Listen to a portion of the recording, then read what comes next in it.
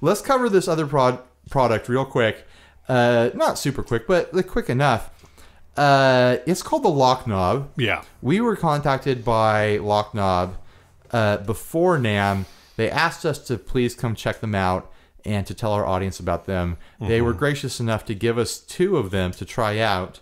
There are a couple different variations depending on what kind of knob you need. It's funny, I have a video that I put together. It's not published yet, but it will be up soon, where I blindly try to install these things without reading the directions like a dumb person. And without reading the directions, I completely installed one, realized it was the wrong one for the thread, uninstalled it, and installed the new one in about 7 minutes. If I had read the directions, it would have taken me probably a minute flat to do this. So you're saying it's really intuitive? Yeah, it's simple. Like once you understand it, it's simple. It's a completely reversible thing to do to your pedal or your amp. You can put this on your amp. You can put it on your guitar too. It is a knob. That's where I need it. Yeah, on your guitar. Steve has this look on his face like eureka. Yeah. So yeah, I think the other one that I have would fit a guitar. Okay, cool. So I'll hand that off to you and you can review it later. I put one on my DOD 250, my original little yellow box guy here. And this is a pedal that, using it live, I've notoriously had problems with kicking the volume knob. And it's just, you know, it's a very sensitive knob. And if you tweak it at all, it really changes your sound. Right. The gain, not so much. I can roll the gain around with my foot, and it's kind of like, it's just a little bit more, a little bit less dirt. But that volume knob really makes a huge difference.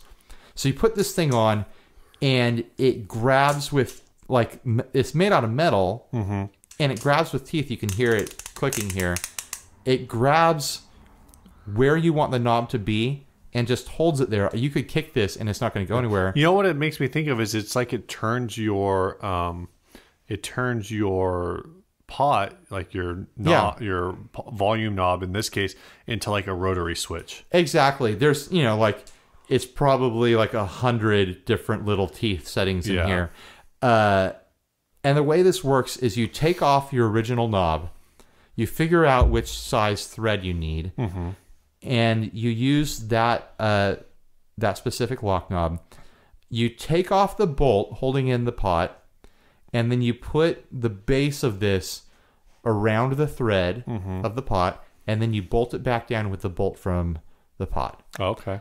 And then you you slide the knob part down onto it, and you hold down the little spring bit, and you just tighten it down with an Allen wrench, and you're set. Okay. That's it. You're good to go.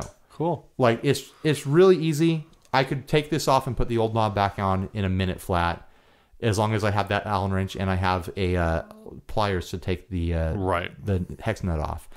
And it doesn't damage anything. It's just right there.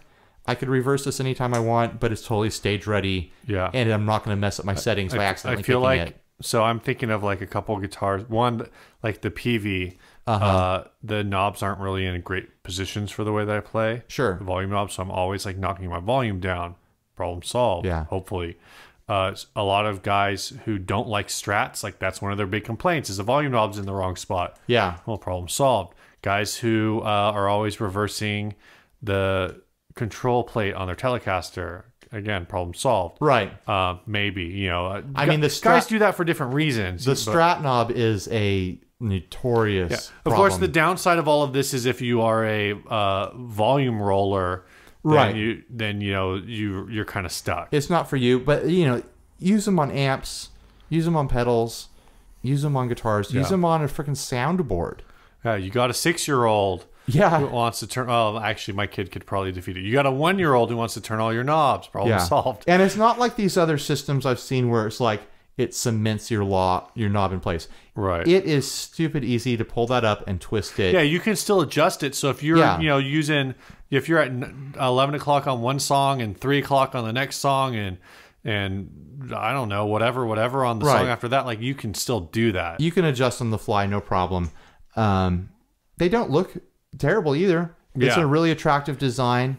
I think they come in a variety of different finishes, but this ones are silver. I'm on the website right now, loknob.com, Loknob. Let me get to the product page. One of the things is, like you're saying, like the knob actually looks good. Yeah. Some of the systems I've seen like this, like they kind of just look like garbage. The way that they work, like that kind of spring action is really kind of neat to look at. Yeah. To be honest. Okay, they come in silver, they come in black, and they come with a black sleeve with a gold insert for like a Marshall look. So would you say something about them being gold? Yeah. Yeah, the gold ones do look nice. Those would actually probably look really good on the 250. But these all look really classy. They're not going to interrupt most looks on most products, I think. Price looks like they're about $14 a pop. But it's the sort of thing you can use over and over again and, you know, move it around to different pedals as you buy and sell pedals. Or your amp, you know. If you're looking to preserve your amp settings when you're going on the road and you know your knobs are going to get bumped around the whole time, this will do it, you know? Yeah. So it's definitely a product that has a function. I'm excited about it. I'm excited to use this pedal live again and not have to mess up the volume knob. Yeah, they have some other neat products too. They've got a one called the Nut-Hugga. Basically, a lot of guys aren't super excited about the taper on their knob. Like maybe it's too loose. So like not so much the taper, but like the rotation rate.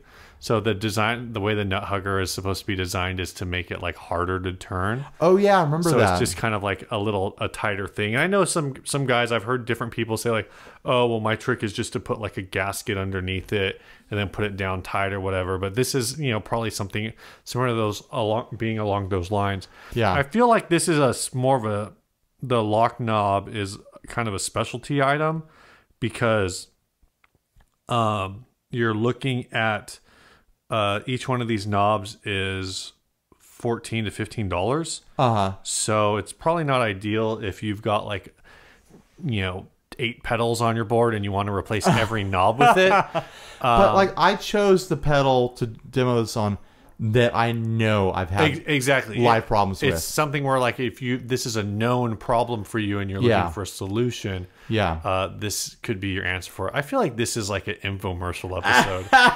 You know, this, like I said on a previous episode, when we're talking about products that we're either reviewing or have been sent or being paid to advertise, we're not being paid to advertise this. They just gave us a product that's, you know, worth $14, which is awesome that we got 2 of them. But it's, you know, we're not getting paid at all. This is our real review. This is not a demo. This is a review. I will say, like, the way the action works where you have to pull it up to rotate it, like, have you tried actually using it when it was down on a board to do that? Not yet, but the Velcro's strong. It's not going to pull up. I could see, like, people who use cheap Velcro having issues with it. If you have light Velcro or if you... Yeah, if you don't use a board and you just have your pedal on the floor... You have to brace against it with your finger. Yeah, you kind of have to brace against it. The gravity of the weight of the pedal is not going to be enough. And you can just turn it. I mean, you can turn it without... That's that clicking sound again. Yeah. But then everyone in the front row is going to be like... What's that click? What the fuck? They also have a product that is $9 called the Forget About It Tour Cap. And this is literally a... Like, make it so no one can turn your knob thing. Right. So if you have an amp or you have a pedal... and you need it locked into your studio setting, that thing that you dialed in when you recorded, you put these on your product, your amp, your pedal, whatever. And then you forget about it.